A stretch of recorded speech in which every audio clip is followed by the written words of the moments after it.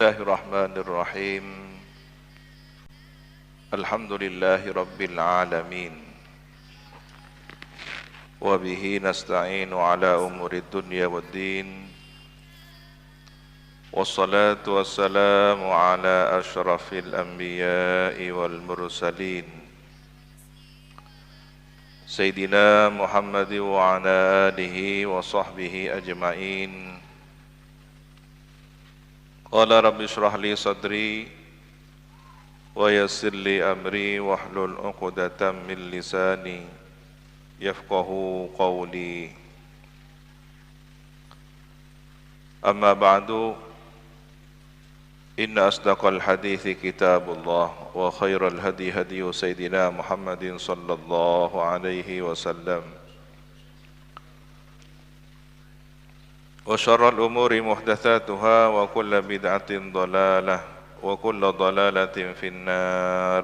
Allahumma inni a'udzu bika an adilla aw udalla aw azilla aw uzalla aw adlima aw udlama aw ajhala aw yujhala alayya. Wa sallallahu ala sayyidina Muhammadin wa ala alihi wa sahbihi wa sallam.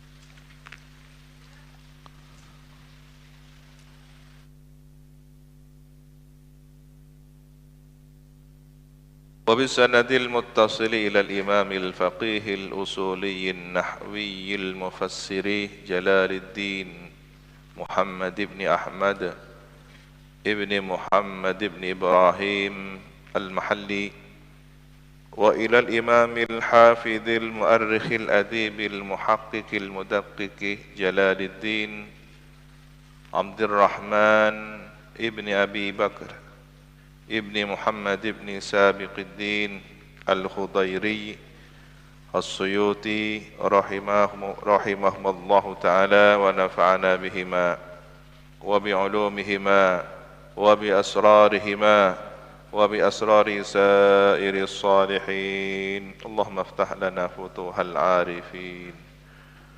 Allahumma anfa'na bima 'allamtana wa 'allimna alladhi yanfa'una wa zidna ilma. Walhamdulillahi ala kulli hal.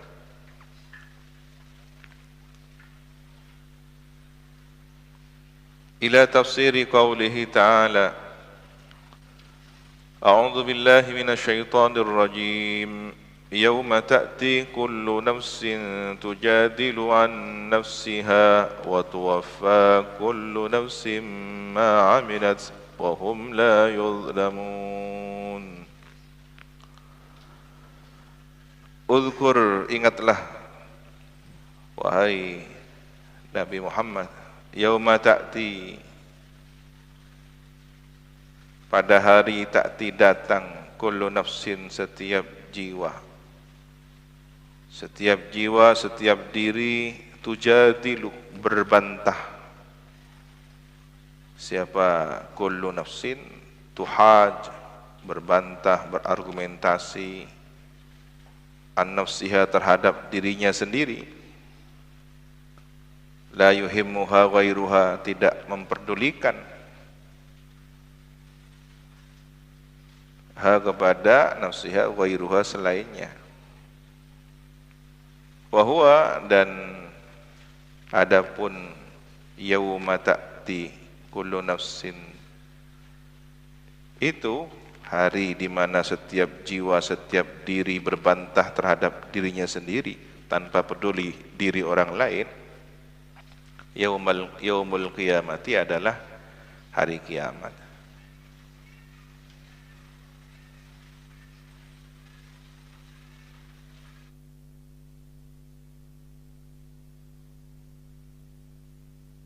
Uzkur di sini boleh jadi maknanya adalah sebutkan, karena kalau ingatlah, kapan mengingatnya? Ingatan ini sesuatu yang pernah terjadi, sementara hari kiamat belum terjadi. Maka udhkur berarti sebutkan, sampaikan.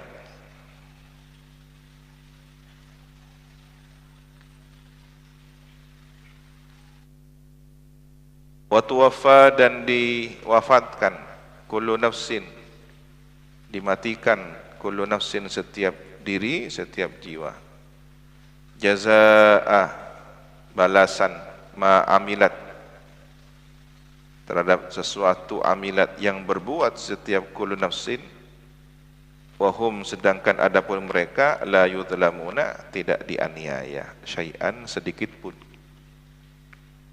Tidak dianiaya di sini tidak ada balasan yang lebih. Bukan tidak dianiaya, tidak disiksa. Ya. Andaikan keputusannya adalah diazab, maka azab ini sesuai dengan akibat dari perbuatannya. Allah tidak zalim kepada makhluknya, tidak berbuat kesalahan lalu diazab.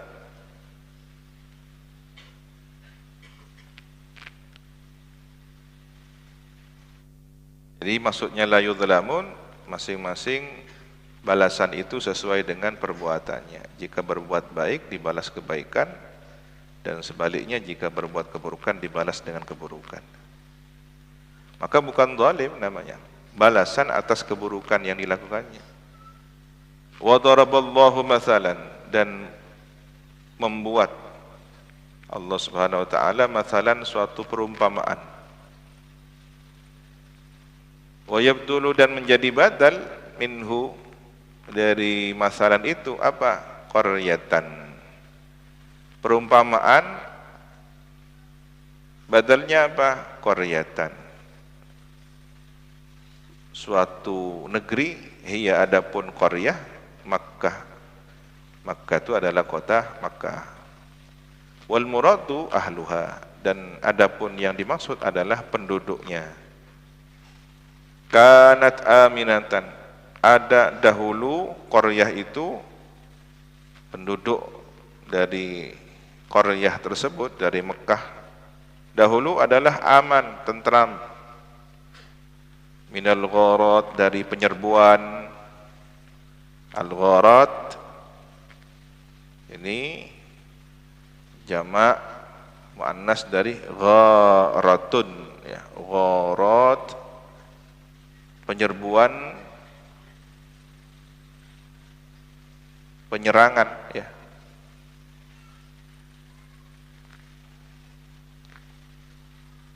Dalam istilah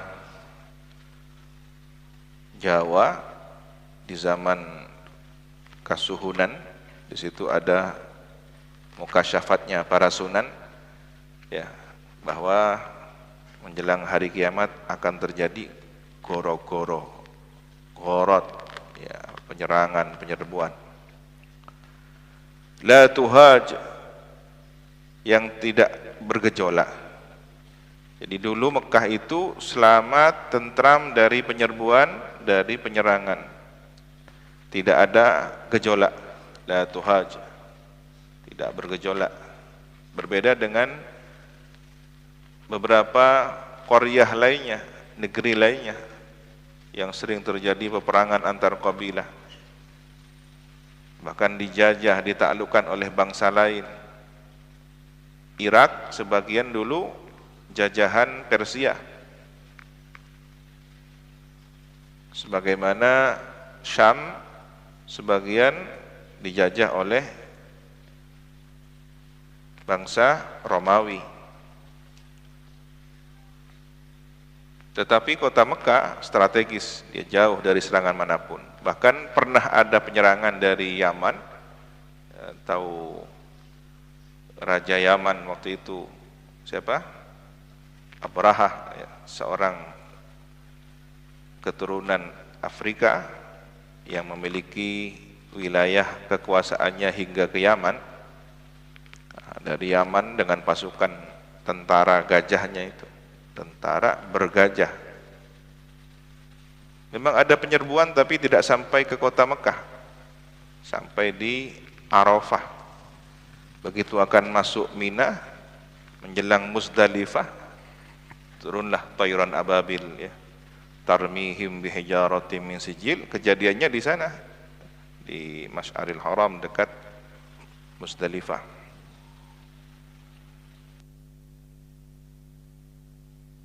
Sehingga ada beberapa kilometer atau beberapa meter ya, sekitar 300 meter antara Arafah Musdalifah atau Musdalifah Mina, ada satu daerah yang dianjurkan mempercepat langkah kaki, lari-lari kecil, jangan terlalu berlama-lama di sana, apalagi sampai tinggal di situ.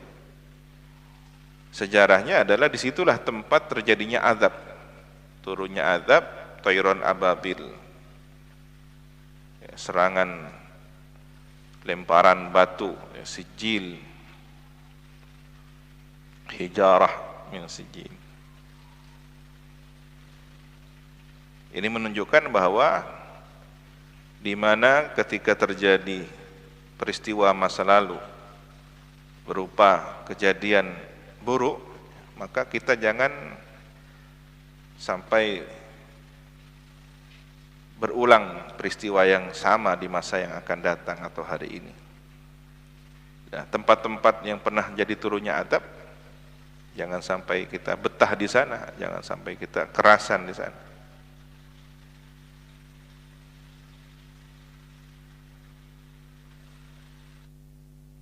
Mutmainnatan, lagi tenang, tenteram, tenang, la yahtaju ilal intiqal anha, tidak perlu berpindah dari Mekah, lidaikin, karena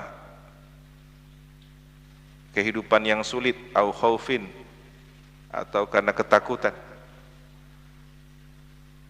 Ya'tiha rizquha, datang kepada negeri itu, Qaryah.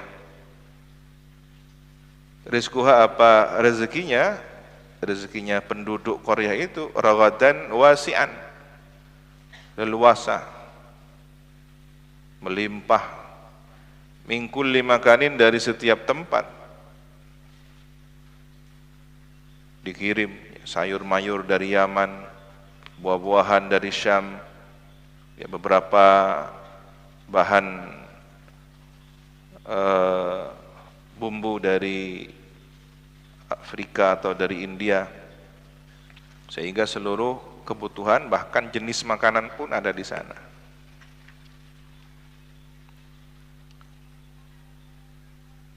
Fakafarat, kemudian kufur siapa Qaryah itu, penduduk negeri tersebut, bi an umillah, terhadap karunia nikmat Allah. Apa bentuk kekufurannya? Bi takdzibin Nabi sallallahu alaihi wasallam, dengan mendustakan baginda Nabi sallallahu alaihi wasallam. Nabi ini inti dari segala kenikmatan, nikmat hidayat, taufik, keberkahan, rahmat, semua berkat Nabi Muhammad, bersumber dari keberkahan Nabi Muhammad. Nah, kalau kemudian mendustakan Nabi, ini mendustakan seluruh nikmatnya Allah. Tidak hanya satu sosok Nabi, tapi keselamatan dunia akhirat, kebahagiaan, rezeki zahir dan batin, semuanya ada pada diri Nabi. Maka mendustakan Nabi, mendustakan segala nikmat, bukan hal yang sederhana. Sebagaimana yang berada dalam benak pikiran orang-orang kafir Quraisy Mekah, ya, dianggap mendustakan Nabi ini hal yang remeh. Fa'adzaqahallahu, kemudian menimpakan, asal katanya ya merasakan, menimpakan kepada Qaryah itu, penduduk negeri itu, Allah Subhanahu wa taala menimpakan libasal ju'i, pakaian kelaparan. Kenapa lapar dikatakan pakaian? Ya, pakaian ini biasanya digunakan sehari-hari. Maka ketika kelaparan menimpa mereka sehari-hari, metafora seakan lapar itu pakaian. Seakan pakaiannya mereka itu sehari-hari adalah lapar. yang selalu menempel, yang selalu dikenakan, yang selalu meliputi aktivitas kehidupan mereka, sebagaimana libas, pakaian senantiasa menempel, meliputi diri kita. Fakuhitu sab'a sinin, maka ditimpa paceklik mereka penduduk Mekah itu sab'a sinin 7 tahun. Wal khauf, dan ketakutan, ada ancaman bisarayan Nabi, dengan pasukan Nabi merasa tertekan, ketakutan ya. Ada serangan dari pasukan Nabi SAW. Bima kanu yasnaun, dengan sebab apa yang dahulu mereka perbuat, mengusir Nabi, nyaris membunuh Nabi. Maka setelah Nabi hijrah, terhimpun kekuatan, datang pertolongan dari Allah, penduduk kafir Quraisy Mekah mengalami paceklik, mengalami ketakutan. Satu persatu tokohnya berpindah agama Islam. Satu persatu tokohnya mati mengenaskan. Walaqad ja'ahum rasulun minhum, dan demi sungguh telah datang kepada mereka. Siapa? Rasulun minhum, seorang rasul dari kalangan mereka. Muhammadun sallallahu alaihi wasallam, baginda Nabi Muhammad sallallahu alaihi wasallam. Fakadzabuhu, maka mendustakan mereka kepada Nabi. Fa akhadhahumul adzab, kemudian menimpakan atau menindak Allah Subhanahu wa taala kepada mereka, atau menindak atau menimpa kepada mereka azab, siksaan. Al-ju' wal khauf, siksaan itu berupa apa? Kelaparan dan ketakutan. Wa hum zalimun, sementara adapun mereka itu penduduk qaryah Mekah zalimun, aniaya.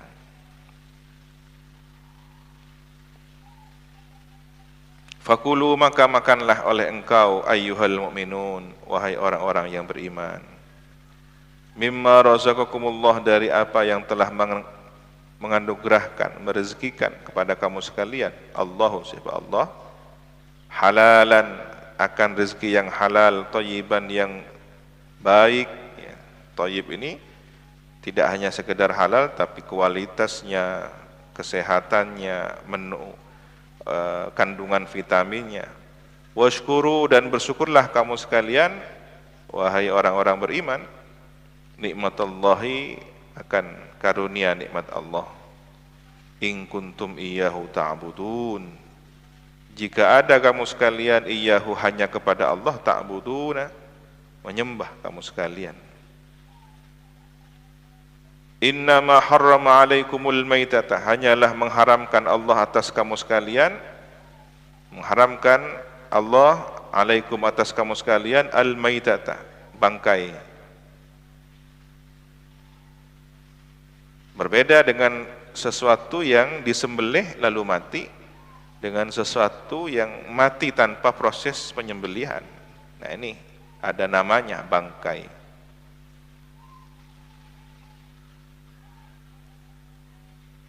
Sementara orang-orang kafir menganggap bangkai itu dimatikan oleh Allah, maka lebih baik dibanding sesuatu yang disembelih oleh tangan manusia. Logikanya begitu. Tetapi dalam hal yang lain mereka membalik, sesuatu yang tidak berkualitas atau dipandang hina, rendah, dikatakan sekutu. Ini adalah putrinya Allah, ya, anak perempuan atau binatang yang sudah tidak produktif, ya.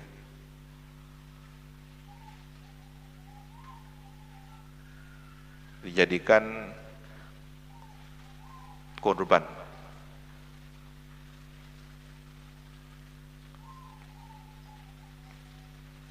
Maka yang diharamkan pertama adalah bangkai, waddama, darah. Yang kedua darah.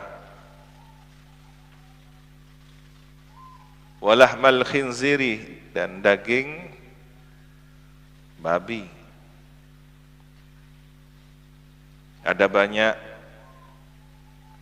penjelasan baik secara medis, secara ilmu tentang anatomi tubuh binatang ya, bahwa di dalam daging babi ini banyak hal yang tidak menyehatkan, terutama cacing pita. Dan binatang yang tidak punya leher itu babi. Ya, ini seakan menjadi isyarah bahwa babi tidak untuk disembelih. Ya, biasanya yang disembelih yang ada lehernya kan gitu. Nah, babi tidak punya leher. Seakan ini sudah pesan, tanda.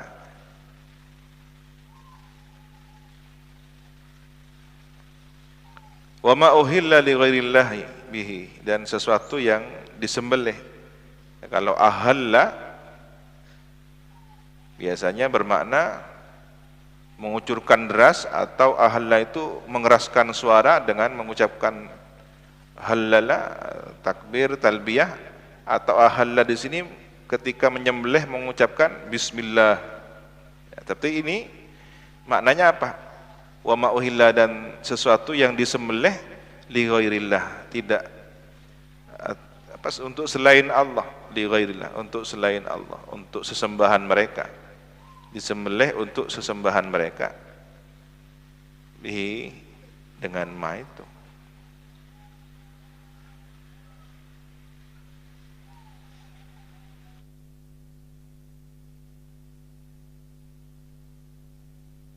Atau uhilla disembelih apa ma, li ghairillah, untuk selain Allah.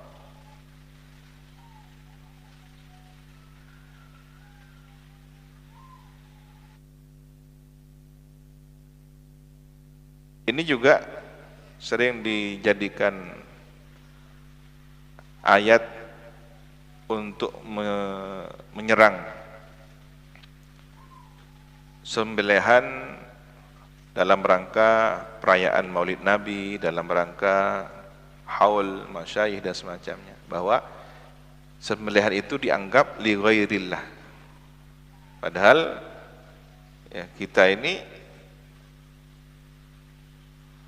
jika bertanya secara detail apa tujuan menyembelih sembelihan dalam rangka peringatan Maulid Nabi, ya karena Allah, bismillah, lalu kemudian dimasak, disajikan, menyambut, menghormat, memperingati hari lahirnya Nabi. Nah, ini dianggap tidak karena Allah, dianggap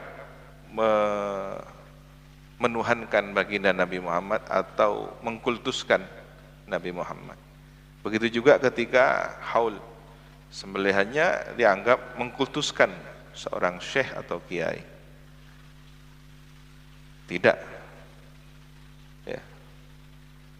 Jika ada yang menyalahgunakan penyembelihan dengan tujuan seperti itu, ya jelas tidak dibenarkan. Tapi sudahkah Anda bertanya niat tujuan sebenarnya yang dilakukan para kaum muslimin yang merayakan peringatan Maulid Nabi atau menghormat kegiatan haul masyayikh? Apakah sembelihannya itu untuk tujuan li ghairillah? Tidak. Kalau begitu, orang yang jagal sapi untuk dijual ke pasar bisa dituduh li ghairillah juga, karena dia nyembelih untuk jualan kan gitu. Dia nyembelih untuk ada perayaan pernikahan, ini li ghairillah juga nanti kan gitu.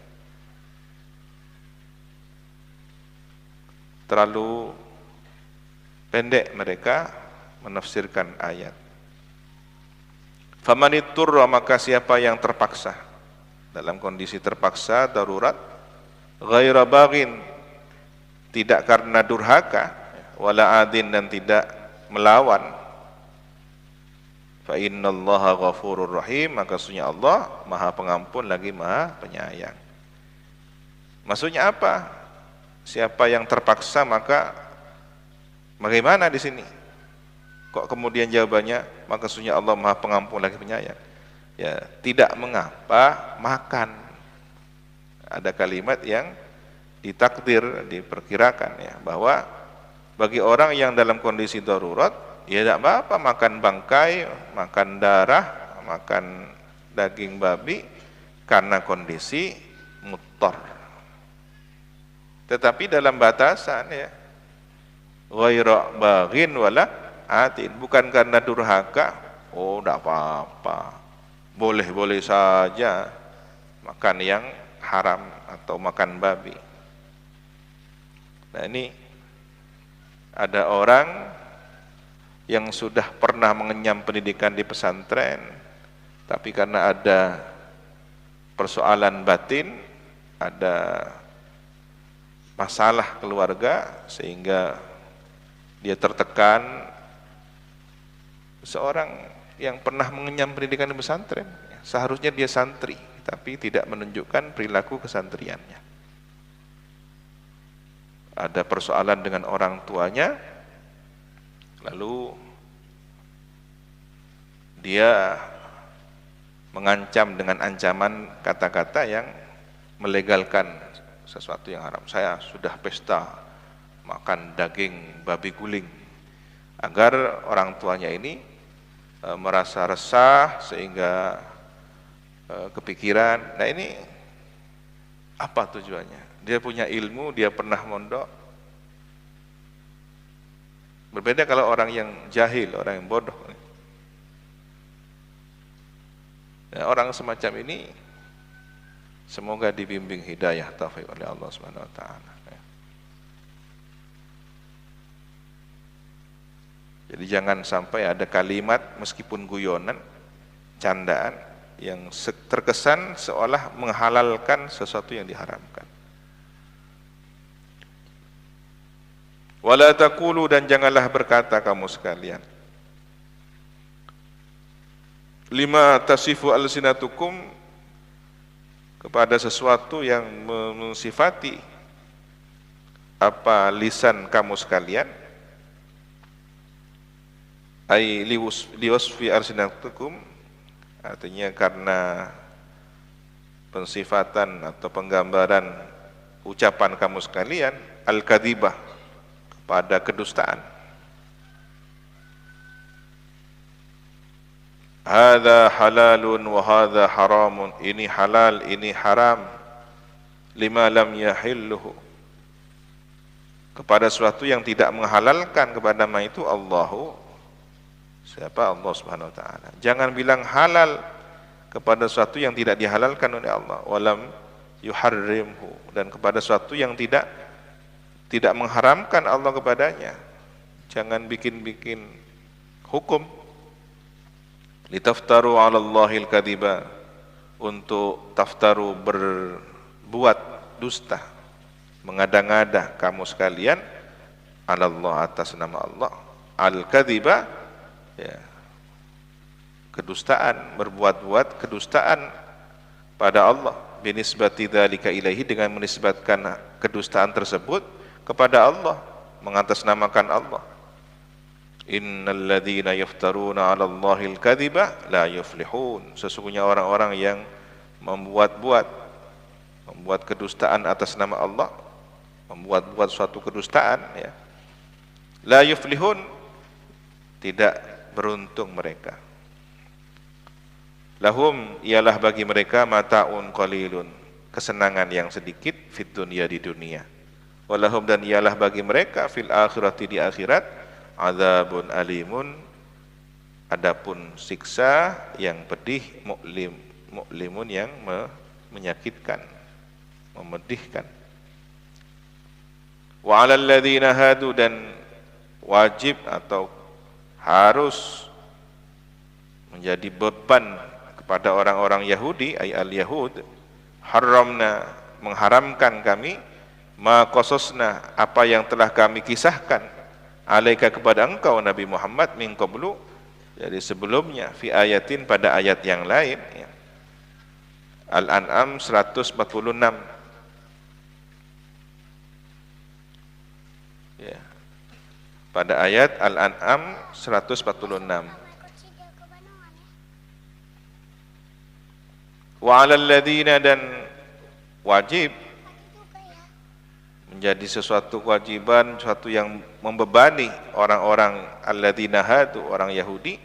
Haramkan kami kulladzi dzufur, kepada setiap yang ada cakarnya, ada kuku cakarnya, ila akhiriha. Silakan di cross check Al-An'am 146. Di situ ada larangan seperti yang tadi disebutkan di dzufur, kemudian syuhumahuma minal ibil wal an'am, ya, ada macam-macam. Larangan makan seperti unta, tidak boleh mereka makan unta, burung unta tidak boleh, angsa tidak boleh, bebek tidak boleh, karena dianggap sesuatu yang didufur.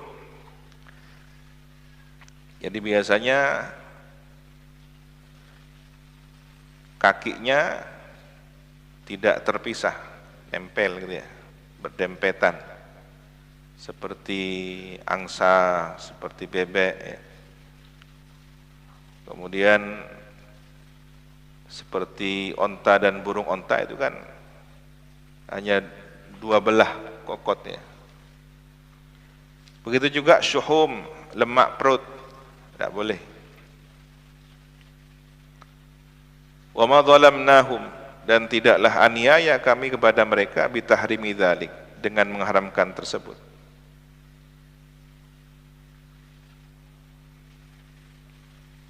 Walakin kanu anfusahum yadlimun, dan tetapi ada mereka, anfusahum, diri mereka, yadlimun, aniaya.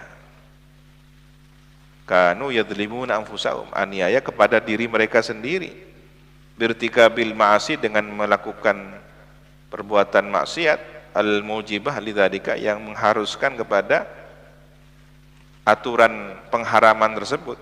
Jadi haramnya makanan dari binatang onta, burung onta, angsa, bebek, lemak perut, itu karena akibat dari perbuatan maksiat mereka, bukan karena Allah zalim kepada mereka. Summa inna rabbaka, kemudian sesungguhnya Tuhanmu, lilladzina amilus su'a, terhadap orang-orang yang berbuat keburukan, asyirka, kemusyrikan, bijahalatin, dengan sebab kebodohan, syirik karena bodoh ya. Summa tabu, kemudian bertaubat mereka, alladzina, raja'u, kembali mereka, alladzina, min ba'di dzalika, dari setelah amilus su', perbuatan buruk berupa kemusyrikan itu, wa aslahu, dan berbuat baik atau memperbaiki mereka, amalahum, kepada amal mereka, alladzina.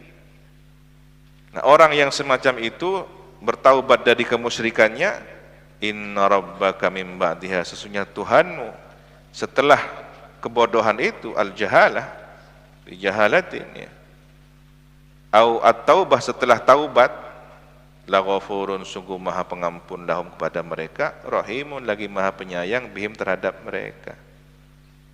Masih ada kesempatan orang yang musyrik untuk bertaubat.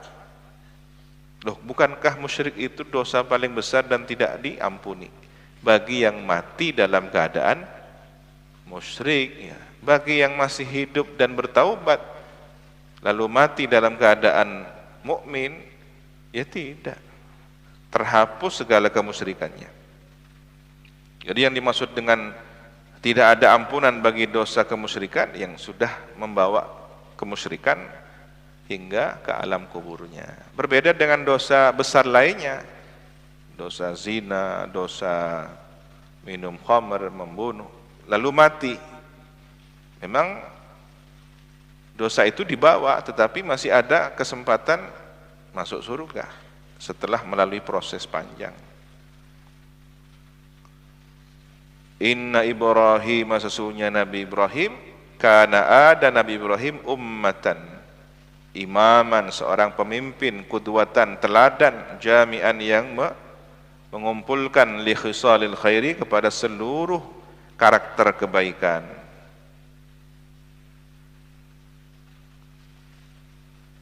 Semua karakter kebaikan terdapat dalam diri Nabi Ibrahim. Saya teringat penjelasan kesempurnaan baginda Nabi Muhammad dalam kitab Al-Insanul Kamil. Ya. Sempurnanya Nabi Muhammad dalam ketampanannya, kesempurnaan Nabi Muhammad dalam kecerdasannya, kesempurnaan Nabi Muhammad dalam ilmunya, dijelaskan oleh Abu Yazid Muhammad Al-Malik. Termasuk tentang sifat Nabi, karakter Nabi. Itu sempurna. Seluruh sifat khisalul khair, ya, karakter kebaikan terdapat dalam diri Nabi. Dari mana beliau mewarisi? Dari kebaikan para leluhurnya. Jadi kakek, nenek atau datuk-datuk Nabi hingga ke Sayyidina Ismail bin Ibrahim alaihissalam. Ini di antara mereka ada yang terkenal dermawan, di antara mereka ada yang terkenal pemberani, gagah, pejuang, di antara mereka ada yang menghormat tamu, semua ya. Al-Karam, dermawan, kemudian menolong orang, semua karakter kebaikan. Lalu kemudian semua kebaikan ini dihimpun dalam sosok insan kamil baginda Nabi Muhammad SAW. Jadi kalau bahasa genetiknya, genetik kebaikan dari para leluhurnya terhimpun dalam sosok baginda Nabi Muhammad SAW. Nabi Ibrahim disebut di sini ummatan, ya, imaman qudwatan jami'an li khisalil khair, qanitan, lagi patuh taat, muti'an, patuh taat ya. Biasanya ketaatan ini identik dengan tinggal di dalam rumah ibadah ya. Diam di masjid, tidak keluaran ya. Seperti Sayyidatuna Maryam ya, beribadah sepanjang hidupnya, seumur hidupnya di Baitul Maqdis. Nah, kalau kemudian para santri berada di pesantren dengan membatasi diri, tidak keluar, terutama ke tempat-tempat yang banyak fitnah, banyak cobaan, maka ini sebenarnya sedang menjalani proses pendidikan karakter qanitan ya. Qanitan, dipingit. Dulu di masa lalu termasuk wanita yang menjadi pilihan banyak lelaki bangsawan adalah wanita pingitan. Tidak pernah kenal lelaki, tidak pernah bersentuhan dengan laki yang bukan mahramnya. Seperti kisah ayahanda Imam Asy-Syafi'i. Siapa? Syekh Idris ya, Muhammad bin Idris Asy-Syafi'i. Ada yang mengatakan ayahandanya Imam Al-Ghazali, Muhammad bin Muhammad Al-Ghazali. Bahkan kakeknya pun Muhammad ya, Muhammad ibni Muhammad Al-Ghazali. Boleh jadi ini dua kisah yang sama-sama terjadi. Ya. Orangnya wara', berhati-hati, tidak sembarangan makan sesuatu ya. Tidak ngambil jagungnya tetangga ya. Tidak ngambil semangkanya tetangga. Kalau memang terpaksa berliur melihat buah mangga ya, pamit dengan baik-baik kan begitu.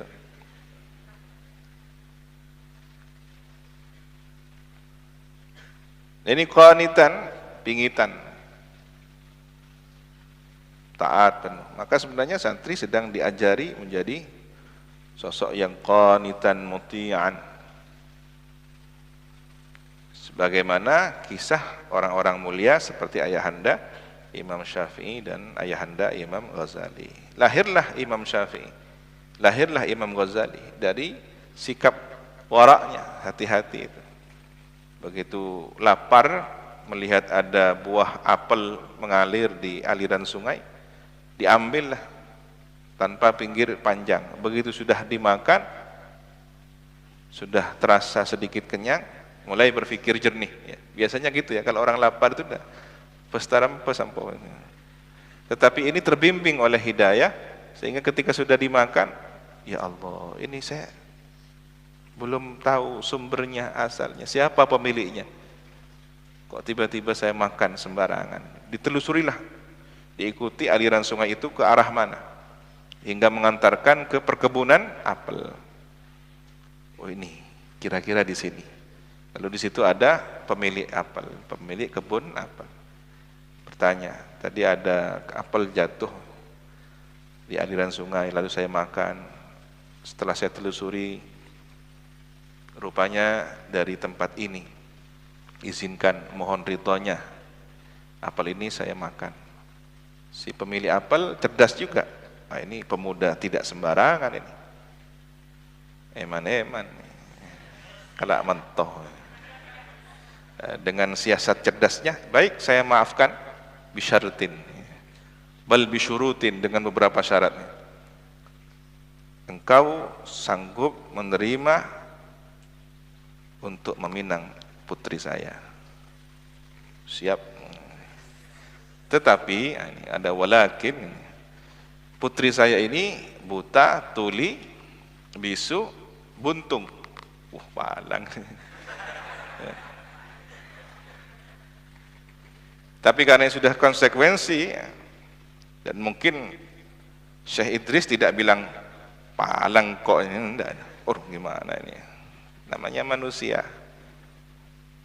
ingin sesuatu yang baik, yang sempurna.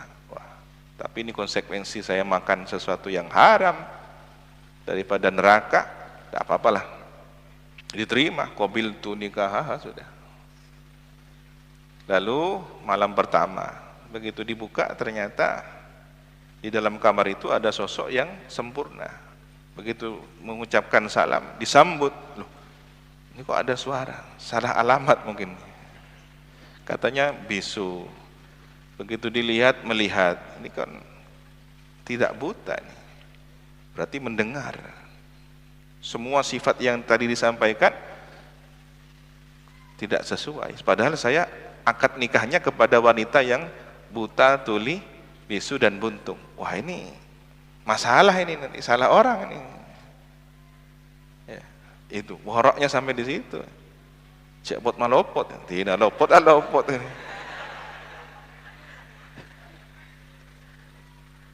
Saking hati-hatinya. Kembali lagi ditanya, ya, klarifikasi, benar enggak itu istri saya? Benar. Yang di kamar itu iya. Katanya bisu, buta, tuh iya. Dijelaskan bahwa itu adalah sebuah kiasan saja, kiasan dari sosok yang qanitan. Dia tidak pernah berbicara sesuatu yang haram, yang keji, yang fahsya. Maka dia bisu dari pembicaraan yang jelek. Lalu mata dia itu buta dari melihat sesuatu yang maksiat. Tuli dari mendengarkan ghibah, namimah, ucapan yang buruk. Buntung kedua tangan dan kakinya dari berbuat, berjalan, beraktivitas yang durhaka. Tepak mun satya nih. Ya, bismillah sudah. Assalamualaikum ya babar rahman, dan seterusnya itu sudah. Lahirlah kemudian Imamuna Asy-Syafi'i. Jadi buah dari kewaraan, buah dari kehati-hatian, makanan yang halal, ya, dapat ridha dari semua orang-orang saleh, maka lahirlah keturunan yang saleh dan salihah. Nah, ini kalau ingin punya keturunan yang baik, maka berikhtiarlah menjadi orang baik lebih dahulu. Kenapa harus ada pingitan? Nah, ini ada filosofinya. Mungkin dia punya masa lalu, tetapi setelah menjelang pernikahan Dia tidak boleh beraktivitas selama sekian hari. Ada yang mengatakan berapa? 40 hari. Tidak boleh kemana-mana, harus dipingit dalam satu rumah, kamar. Ini maksudnya apa? Agar iffah, menjaga diri. Bukan kemarin baru saja ketemu dengan mantannya, besok kemantenan. Kan ini. Begitu di atas kuade, ketemu lagi dengan mantannya, pingsan. Ini bisa tidak barokah ini. Maka tradisi para orang tua kita itu baik. Saya nggak mun akabin cek keluaran nengeneng sampai 40 hari sampai bektona akabin.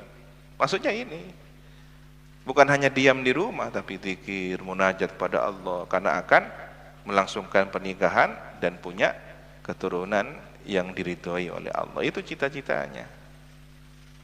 Di rumah tapi berbuat maksiat, di rumah tapi kemudian melakukan hal yang dilarang, sama saja ini bukan qanitan. Saya teringat ketika masih kecil ya, kalau sudah ada santriwati akan menikah, senior biasanya ya, sudah ketua kamar, sudah pengurus, itu oleh Umi almarhumah Umi Zainiyah suruh ngaji dulu hataman kitab Zaduz Zaujin, bekalnya pasangan suami istri ya, dijelaskan tentang haknya istri, haknya suami, kewajiban istri, kewajiban suami, detail ya. Saya sampai hafal cerita di situ. Ada ba'dus sholihin bertemu dengan akhun soleh, itu cerita kenangan yang saya dengar selalu ya. Karena dibaca setiap ada orang mau menikah, dibaca itu. Kalau yang akan menikah 7 orang, ya 7 itu baca bersama-sama.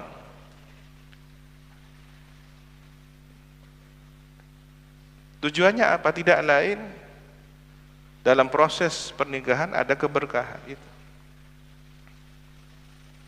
Berbeda dengan kemudian sudah menikah tanpa pamit, menikah menyakiti banyak orang, ya, menikah dengan dolim kepada orang lain. Nah ini apa yang diharapkan kebaikannya? Kecuali dia akan menebusnya di masa yang akan datang.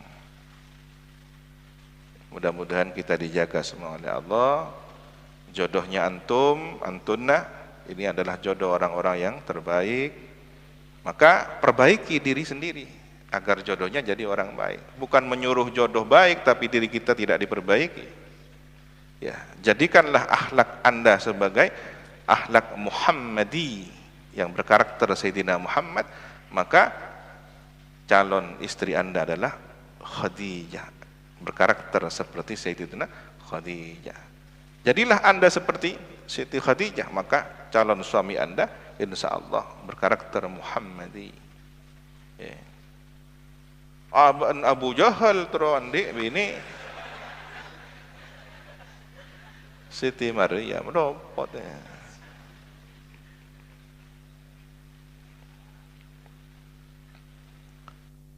Maka di sini sudah runtut ya, kalau punya masa lalu jahiliyah, kemusyrikan, bertaubat. Nah, setelah itu kisahnya tentang orang-orang yang bersyukur atas karunia nikmat Allah Subhanahu wa taala, qanitan mutian. Siapa? Sosok Nabi Ibrahim. Lillahi, kepada Allah, taat kepada Allah, hanifan, lagi condong lurus, mailan ilad din al-qayyim, lurus kepada agama yang lurus, condong pada agama yang lurus. Walam yaku minal musyrikin, dan tidaklah ada Nabi Ibrahim itu termasuk orang yang musyrik. Jadi Nabi Ibrahim tidak pernah menyekutukan Allah. Salah besar kalau kemudian ajaran sesembahan kepada berhala itu dituduhkan kepada beliau. Bahkan beliaulah yang kemudian menumpas berhala-berhala di Babilonia pada zaman Raja Namrud.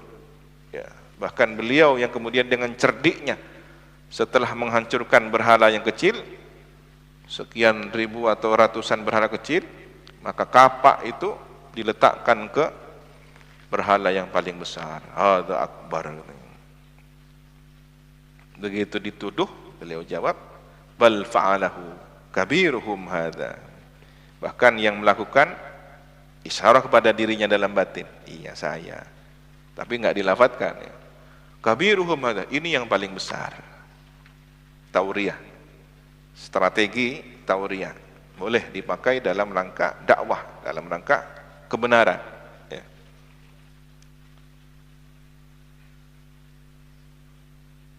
Kemudian syakiran li'an umi, ahli bersyukur atas karunia nikmat Allah. Ijtabahu, istofahu, memilih Allah kepadanya. Wahadahu, dan memberi hidayah Allah kepadanya. Ila sirati mustaqim, menuju jalan yang lurus, agama ya, agama Islam, sirati mustaqim. Wa atainahu, dan memberi kami kepada Nabi Ibrahim, fihi iltifatun anil ghaibah. Di sini ada pengalihan dari mukhatab kepada gaib ya, dari yang gaib kepada mukhatab. Awalnya ijtabahu, memilih dia Allah kepada Nabi Ibrahim. Wahadahu, dan memberi hidayah dia Allah kepada Nabi Ibrahim. Tapi ayat berikutnya, ayat 22, wa ataina, dan memberi kami, nah, sudah mutakallim. Yang tadi adalah gaib, sekarang mutakallim sudah. Agar tidak jenuh ya, ini termasuk balaghah. Ada variasi metode penyampaian. Jadi sekali bentuknya adalah menceritakan orang ketiga, sekali ditampilkan sebagai subjek mutakallim.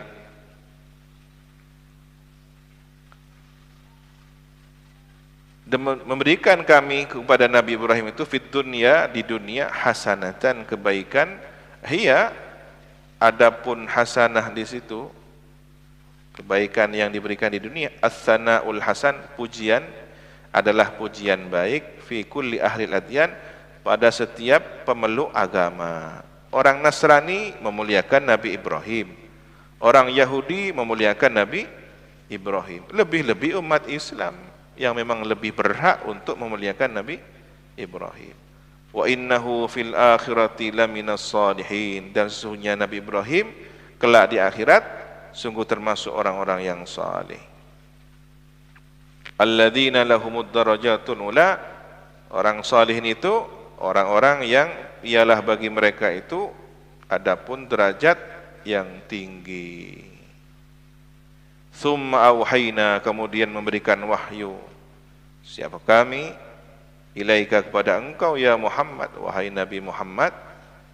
Apa wahyunya? Anittabi millata Ibrahim hanifa, bahwa ikutilah agama dina Ibrahim, agama Nabi Ibrahim, hanifan, lurus. Wa ma kana minal musyrikin, dan tidak ada Nabi Ibrahim itu termasuk orang yang musyrik, bukan orang yang musyrik beliau. Qarrarahu raddan ala za'mil yahud wan nasara, mengulang Allah Subhanahu wa taala kepada wa ma kana minal musyrikin ya. Di atas juga dikatakan bahwa beliau, kalimatnya bagaimana? Walam yaku minal musyrikin. Diulang lagi di bawah wa ma kana minal musyrikin.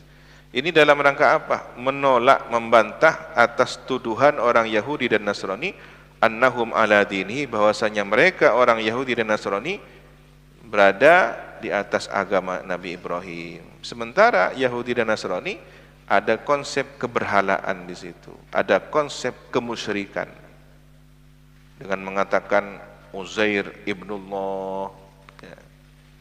Nasrani mengatakan Isa ibnullah. Nah, Nabi Ibrahim tidak musyrik, sementara mereka di situ ada konsep kemusyrikan. Innama ju'ilas sabtu, hanyalah dijadikan hari Sabtu itu furidu ta'dhimuhu, diwajibkan pengagungannya, pengagungan hari Sabtu. Ini bagi siapa? Alal ladzina ikhtalafu fihi, atas orang-orang yang berselisih mereka fihi pada hari Sabtu, ala nabihim atas nabi mereka, wahum dan adapun mereka alladzina ikhtalafu fihi al-yahud adalah orang-orang Yahudi. Umiru diperintahkan mereka Yahudi an yatafarragu agar memfokuskan, menghususkan, jadi benar-benar kosong, tidak ada kegiatan selain lil ibadah, untuk beribadah. Yaumal jum'ati pada hari Jumat. Faqalu maka menjawab mereka, la nuriduhu, tidak, kami tidak menginginkan Jumat. Waqtarus sabt, mereka memilih hari Sabtu. Fasyaddada alaihim fihi, maka menjadi berat, menekan atas mereka fihi pada hari Sabtu. Jadi dulu orang Yahudi diperintah untuk beribadah hari Jumat, tidak mau, minta Sabtu. Begitu diwajibkan Sabtu, mereka merasa berat. Wa inna rabbaka la yahkumu bainahum, dan sesungguhnya Tuhanmu la yahkumu, sungguh menetapkan hukum, menetapkan suatu keputusan bainahum di antara mereka, yaumal qiyamati, kelak pada hari kiamat, fima kanu, tentang apa yang ada mereka dahulu, fihi pada ma itu, yakhtalifun berselisih mereka, min amrihi dari perintahnya, bi an yuthibat ta'i wa yu'adzibal 'asi, dengan memberi pahala orang yang taat dan menyiksa orang yang durhaka, bintihaki hormatihi, dengan melanggar keharamannya. Ud'u, ajaklah, an-nas, manusia, ya Muhammad, wahai Nabi Muhammad, ajaklah ila sabili rabbika, kepada jalan Tuhanmu, dinihi, agama Tuhanmu, bil hikmati, dengan hikmah, bil Quran, dengan Al-Quran, wal mau'izatil hasanati, dan dengan mawa'idhah, nasihat-nasihat, awil qaulil ar-rafiq, ucapan yang belas kasih,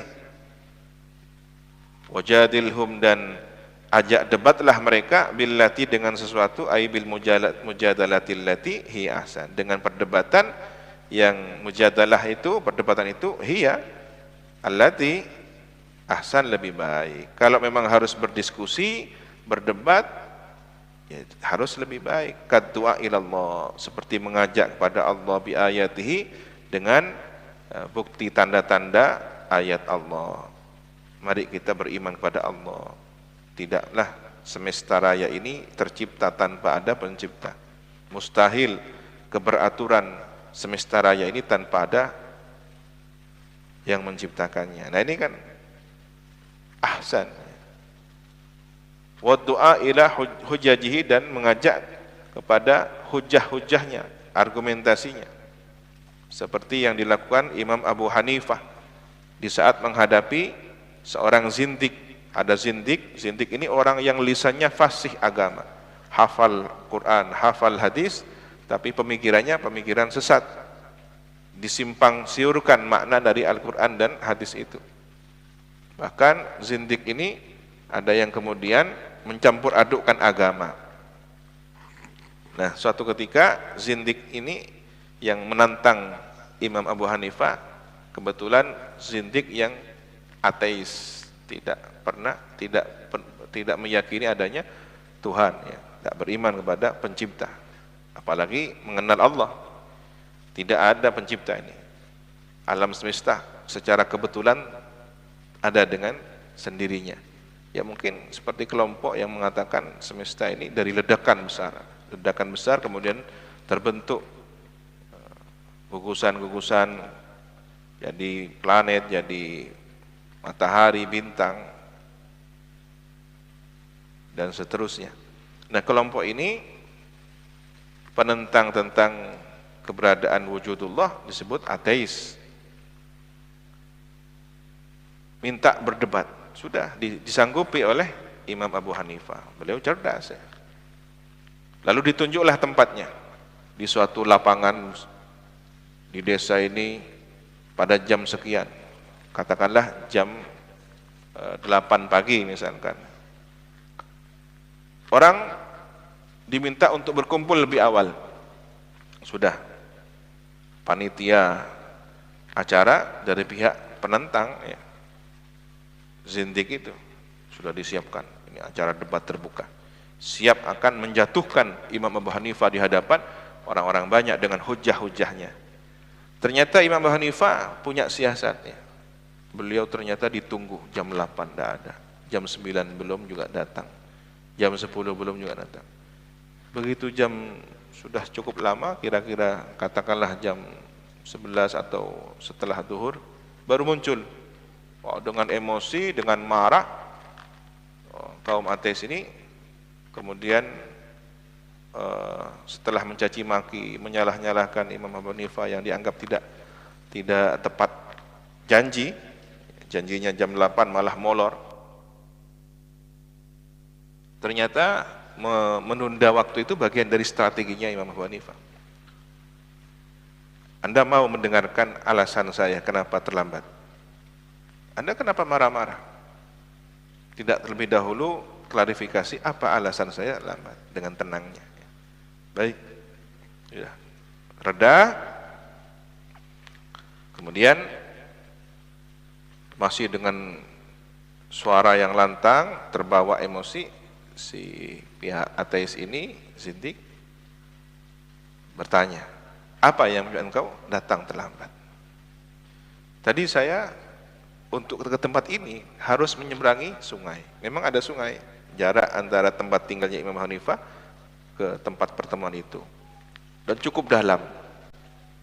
Lalu saya mencari adakah kapal atau perahu yang bisa dikendarai. Ternyata tidak kunjung tiba, tidak satupun orang melintas di situ. Saya lama.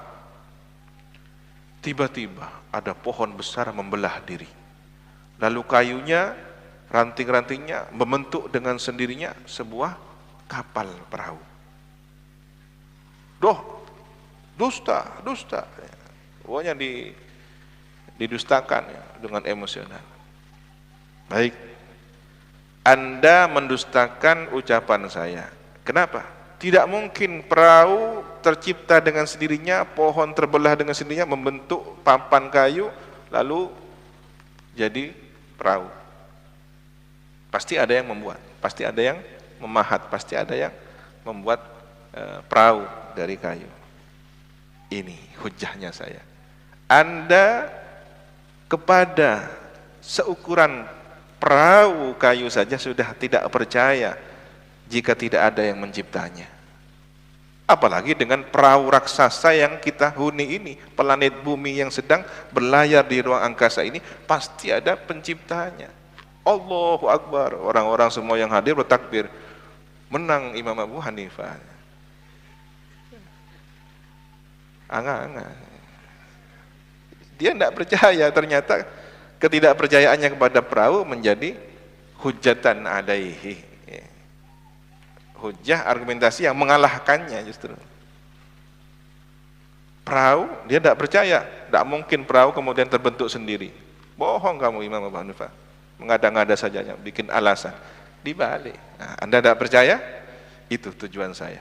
Kepada perahu saja Anda tidak percaya, pasti ada yang membikinnya. Bagaimana dengan bumi yang kita pijak ini yang sedang berlayar di angkasa raya? Allah. Nah ini cara berdakwah bil hikmah wal mau'izatil hasanah wajadilhum billati hiya ahsan. Inna rabbaka huwa a'lamu, sesungguhnya Tuhanmu huwa dia, rabbaka a'lamu ialah lebih mengetahui, ay alimun, maha tahu, biman dhalla terhadap orang yang sesat, ansabilihi dari jalannya, agamanya, wa huwa a'lamu bil muhtadin, dan dia rabbaka Tuhanmu a'lamu lebih mengetahui bil muhtadin terhadap orang yang diberi hidayah. Fayujazihim, kemudian memberi balasan Allah kepada mereka, wa hadza qabla al-amri bil qital, dan ini adalah sebelum ada perintah berperang. Wa nazala lamma qutila Hamzah, dan turunlah ayat tatkala dibunuh siapa Sayyidina Hamzah, wa muthila bihi, dan dimutilasi. Mutilasi itu ya Sayyidina Hamzah dirobek dada beliau oleh siapa? Wahsy atas perintah Hindun, istri Abu Sufyan, masih dalam kondisi kafir waktu itu. Ya, Abu Sufyan masih kafir, Hindun masih kafir, Wahsy-nya pun masih kafir. Pada peristiwa apa ini? Perang Uhud. Lalu dikunyah jantung hatinya Sayyidina Hamzah oleh Hindun dan dibuang. Faqala sallallahu alaihi wasallam, maka bersabda Nabi sallallahu alaihi wasallam, wa qad ra'ah, dan beliau menyaksikan peristiwa itu. Jadi paman ya, paman kandung, paman yang membela perjuangan agamanya disiksa sedemikian rupa, dimutilasi sedemikian rupa. Ini Nabi yang keponakannya ya. Tentu secara manusiawi ada rasa tidak terima dengan peristiwa itu. La umathilanna bi sab'ina minhum makanak. Nabi kemudian menyampaikan, aku akan memutilasi, sungguh akan mutilasi 70 dari mereka sebagai tempatnya. Jadi gantinya Sayyidina Hamzah akan dimutilasi dari kalangan musuh kaum kafir Quraisy itu. Tetapi kemudian turunlah ayat wa in aqabtum fa'aqibu, dan jika menyiksa, maksudnya di sini iqabah, balasan suatu siksaan ya, fa'aqibu bimithli ma uqibtum, maka balaslah penyiksaan itu dengan seperti apa yang mereka ma uqibtum, seperti apa yang kalian disiksa bihi, dengan ma itu. Kalau kalian membalas siksaan mereka, balaslah seperti kalian disiksa, ukurannya sama. Wala in sabartum, dan sungguh jika sabar kamu sekalian, anil intiqam, dari menyiksa, lahuwa ay as-sabr, sungguh kesabaran itu khairun lis-sabirin, baik bagi orang-orang yang bersabar. Fakaffa sallallahu alaihi wasallam, maka kemudian menahan diri baginda Nabi. Nabi ini ketika ada dua pilihan pasti akan memilih yang terbaik ya. Diberi pilihan oleh Allah, kalau mau membalas, balaslah ma uqibtum bihi bimithli ma uqibtum bihi wala in sabartum lahu wa khairul lisabirin. Pilihan yang kedua, kalau kamu diam tidak membalas, maka baik bagi orang yang bersabar. Nabi pasti akan memilih yang terbaik, maka kemudian tidak membalas sama sekali Nabi Muhammad SAW. Ini artinya apa? Emosional, rasa ada saudara yang tersakiti ikut sakit, manusiawi. Nabi manusia ya. Tetapi ketika sudah ada pilihan dari Allah, maka Nabi dengan insan kamilnya, karakter kemuliaannya, akan memilih yang terbaik yang itu. Wa kaffara an yamihi, dan kemudian Nabi menebus sumpahnya. Tadi kan sumpah, saya akan memutilasi 70 dari mereka sebagai gantinya pamanda Hamzah gitu. Tapi kemudian Nabi tidak jadi memutilasi kaum kafir Quraisy. Karena sudah sumpah bayar kafarat. Ini menunjukkan kalau sumpah ternyata sumpahnya itu dinilai ada yang lebih baik lagi, lebih baik tidak dilaksanakan, lebih baik sumpahnya ditinggalkan, maka tinggalkan sumpahnya. Terus bagaimana dengan kafaratnya? Bayar kafaratnya, karena sudah gaduh sumpah. Ada santri pamitan, Yai saya mohon izin, ya mau jalan kaki kemana? Wali Songo, Sunan Ampel, sampai kemudian anaknya masih kecil, ada yang deki elang dengan orang dalam. Tidak boleh, sudah sumpah ya tebus sumpahnya, bayar kafaratnya, dan jangan lakukan ya. Kadang ada yang begitu, santri itu aneh-aneh, saya akan apa, kalau lulus ujian nanti mau jalan mundur ke belakang ya. Tidak usah lah.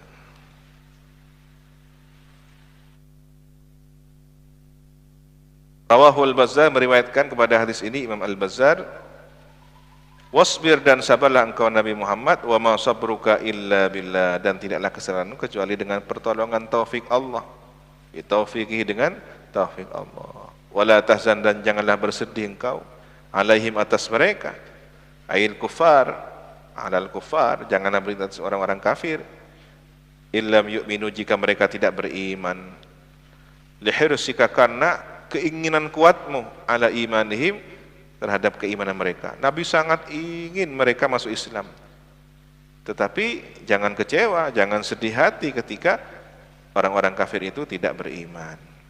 Wala taku fi dhaikin, dan janganlah ada engkau dalam kesempitan, mimma yamkurun, dari karena apa yang mereka tipu dayakan. Aila tahtam, janganlah bersedih hati, bimakrihim, dengan tipu daya mereka. Fa ana nasiruka, maka aku, Allah Subhanahu wa taala, nasiruka, adalah penolongmu, alaihim, atas mereka.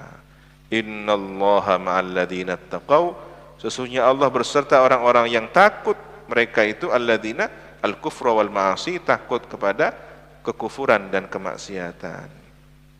Walladzina hum muhsinun, dan Allah bersama orang-orang yang hum, ialah adapun alladzina muhsinuna, ialah orang yang berbuat baik, bit ta'ati was-sabri, dengan ketaatan dan kesabaran, bil auni wan nasri, dengan pertolongan dan pertolongan.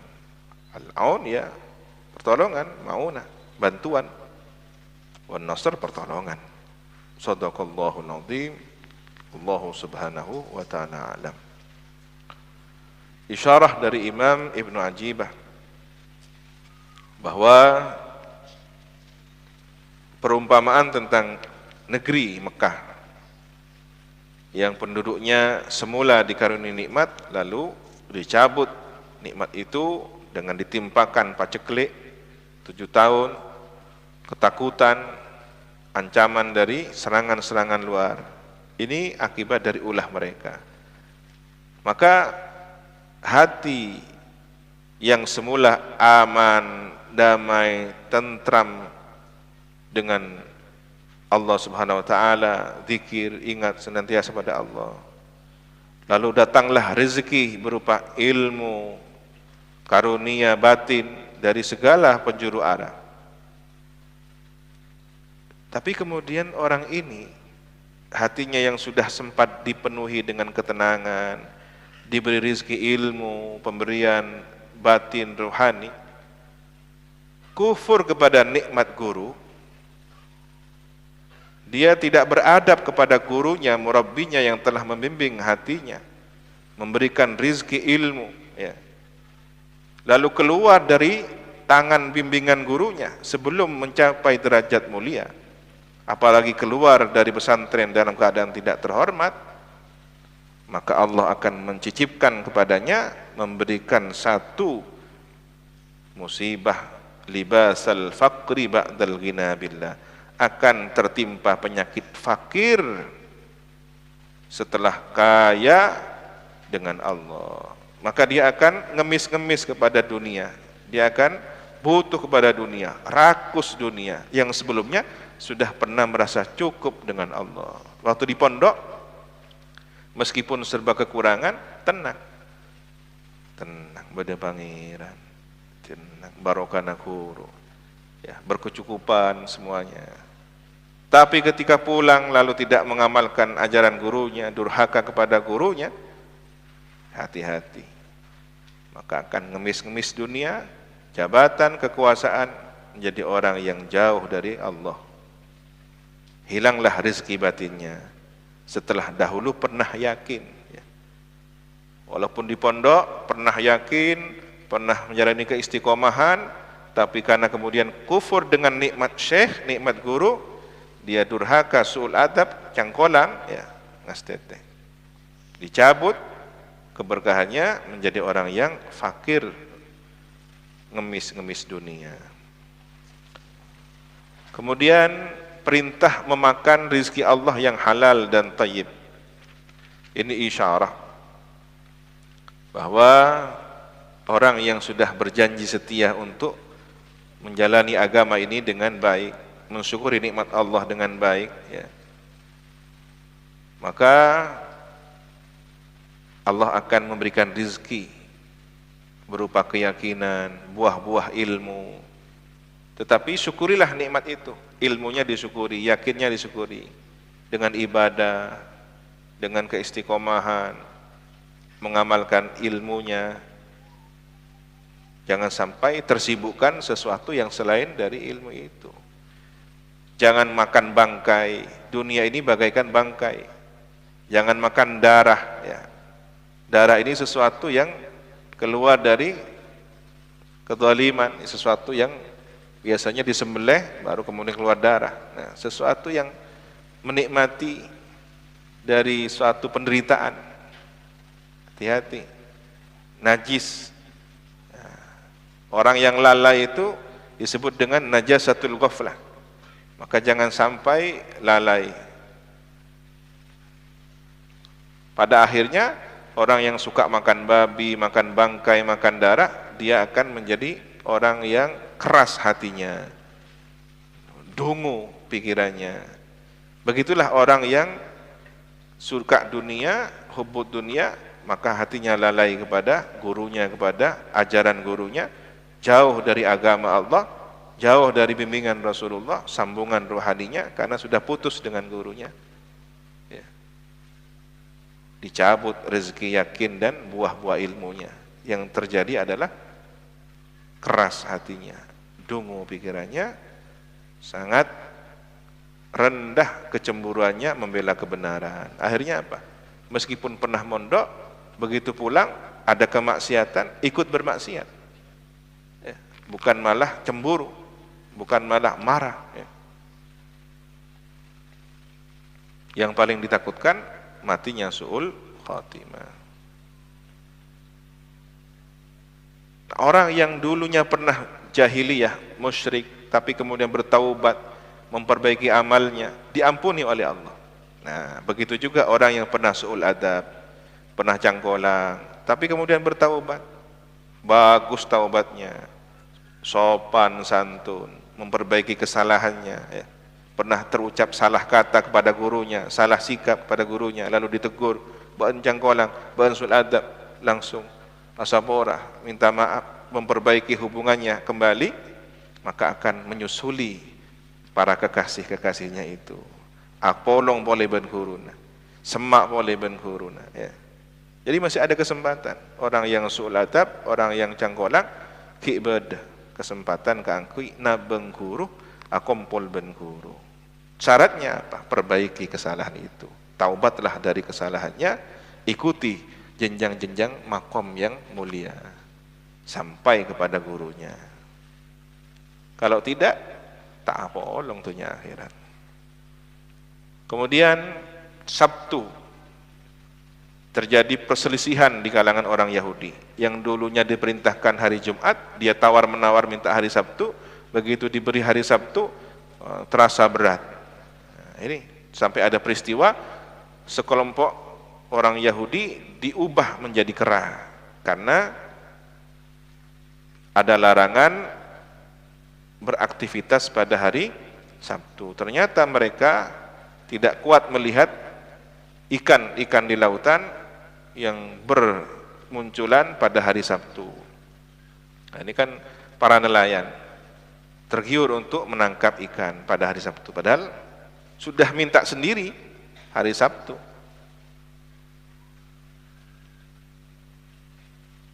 Begitu hari Sabtu banyak ikan, dilanggar. Akhirnya mereka dimurkai oleh Allah Subhanahu wa taala. Apa isyarahnya? Perbedaan, perselisihan kepada orang-orang mulia. Ya, su'ul adab kepada para masyayikh ulama, menentang para masyayikh ulama. Ini hati-hati. Menentang ulama, menentang para masyayikh, kemudian mengedepankan pendapatnya di hadapan para ulama itu, lancang berbicara di hadapan mereka itu tanpa akhlak. Ini adalah termasuk min aqbahil masawi, paling buruknya perilaku. su'ul adab, cangkolang. Ya. Padahal melihat ketergelinciran ulama para masyayikh itu ada caranya, ada akhlaknya, ada adabnya. Ketika kita tidak setuju dengan sikap seorang ulama, ada jalannya, ada cara penyampaiannya. Ya. Kumpullah bersama para ulama, kemudian bermusyawarah, keputusan bersama. Bukan kemudian berkuar-kuar sendiri di media, menyebut namanya, tunjuk hidung, Kiai Fulan, Syekh Fulan, ini begini-begini, Habib Fulan begini-begini. Hati-hati.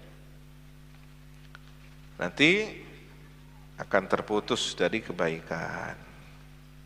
Ini orang yang suka tawar-menawar kebaikan. Ya. Su'ul adab kepada para masyayikh dan ulama. Dari mana analoginya? Itu orang Yahudi yang tawar-menawar hari ibadah itu. Diberi pilihan hari Jumat, masih ditawar hari Sabtu. Begitu dijalani, sulit mereka menjalaninya. Lalu dikutuk menjadi kera. Nah, orang yang suka tawar-menawar ini, su'ul adab kepada para masyayikh dan ulama dengan cara yang kurang ajar, akibatnya nanti akan dijauhkan dari kemuliaan mereka, tidak berkumpul bersama mereka, jauh dari Allah Subhanahu wa taala. Lalu yang terakhir, ajakan untuk dakwah bil hikmah, mau'izah hasanah dan mujadalah billati ahsan ini isyarah, ya, bahwa ketika kita ingin mengajak kepada kebenaran, pada hakikat, ya harus dengan cara yang jujur, yang baik, yang benar. Kemudian dalam perjalanan thariqahnya penuh dengan kerinduan mencapai jalan puncak ma'rifatullah. Di sini juga harus ada suatu proses panjang. Hikmah, kemudian setelah mengambil hikmah, mau'izah hasanah, ada perdebatan batin yang baik, hingga pada puncaknya nanti menemukan hakikat ma'rifatullah. Kenapa harus ada perdebatan? Iya, kadang begitu. Orang untuk mencapai tingkat makom tertinggi, kadang memang ada pertanyaan-pertanyaan batin. Ini kenapa begini? Kenapa begini? Ini kelihatannya tidak sesuai dengan syariah, tapi dia jadab, dia di bawah ukuran normalnya manusia. Kita tidak boleh kemudian sembarangan. Baik, nahnu nahkum bidzawahir, perbuatannya kita ingkari, tapi pribadinya urusan beliau dengan Allah Subhanahu wa taala. Kita melihat misalkan ada Syekh Fulan, ada orang jadab di Yaman suka mencium wanita. Begitu ada perempuan dicium, Subhanallah, setiap wanita yang dicium itu ternyata punya masalah. Pasti wanita yang tidak baik. Nah, ini isyarah kan ya. Siapa yang dicium oleh beliau berarti ada masalah. Mbah Lim Jawa Tengah itu suka nyium-nyium perempuan. Siapa dicium? Ternyata yang dicium setelahnya ada musibah. Seakan tanda siap-siap ada musibah. Atau yang dipeluk ada ujian. Nah, ini orang-orang yang standar syariatnya harus kita ukur. Nah, nahkum bidzawahir, kita ingkar kalau memang bukan mahramnya, begitu jelas. Tetapi urusan beliau Mbah Lim dengan Allah, bainahu wa bain Allah, sudah. Nah, ini ingkari apa yang menurut kacamata syariat itu tidak sesuai, tetapi batin kita mengembalikan segalanya kepada Allah Subhanahu wa taala. Ya. Kemudian bagaimana dengan orang yang menganiaya lalu dibalas setidaknya dengan balasan yang serupa atau bersabar? Jadi isyarah orang-orang yang termasuk kaum sufi, dia itu berpegang teguh kepada yang terbaik, tamassuk bil ahsan fi kulli syai'. Rasulullah diberi dua pilihan, Kalau mau balas, balas yang sepadan. Kalau mau milih yang terbaik, pilihlah bersabar saja. Nah, ahlus sufi, orang-orang kaum sufi akan mengikuti pilihannya insan kamil, karena dia sedang menuju karakter insan kamil, belajar meniru Nabi. Seharusnya kalau dia seorang sufi, pilihlah yang terbaik. Ini sholat sunnah cukup 2 rakaat minimal, tapi yang terbaik ya jangan 2 rakaat, pilih yang lebih banyak, kan begitu. Ini ada yang standar, ini ada yang istimewa. Ya jangan pilih yang standar, pilih yang istimewa, kan begitu.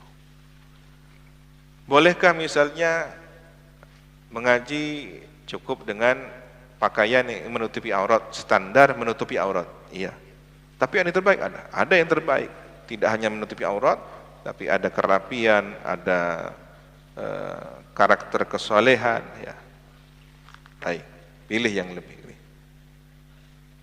Kadang menentang dia. Apa yang minta oleh dengan kui kalampi lengan pendek, cari kan nutupi aurat, sementing kan kalampi, nentang. Nah, kalau orang yang sofa kolumnya, sufi, dia enggak, pilih yang lebih tinggi, pilih yang lebih baik, begitu.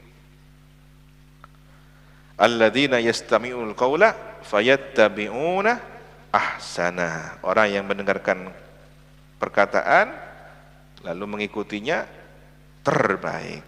Begitu karakter seorang yang sufi. Wallahu subhanahu wa ta'ala alam.